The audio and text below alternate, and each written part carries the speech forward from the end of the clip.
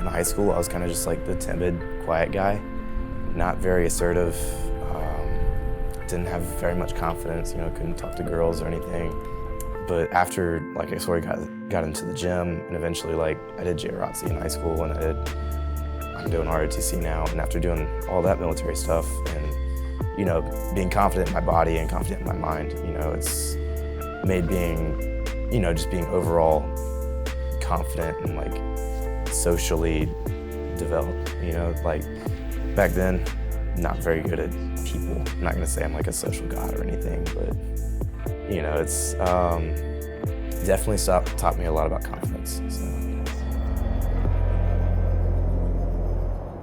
So I started replacing my run workouts with my gym workouts and got into like all this compound movements, squatting, benching, deadlifting, just because that's what I saw all the bigger dudes doing. And so, I kind of threw on 135 one day, started squatting that, and then did that for consistently for like 2 or 3 years.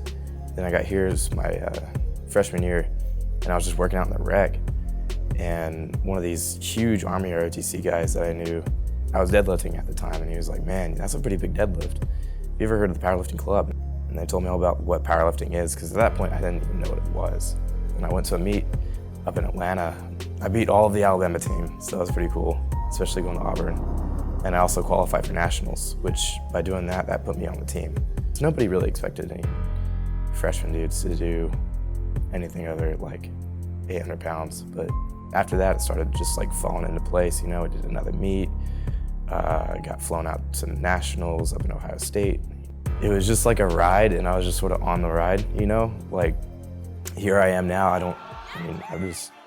just like going to the gym and lifting heavy weights. I structure my programming and training right now, even just like thinking, later in life, this is gonna be really important because it might not be like the actual stuff that I'm learning, but it's the discipline that'll help me learn.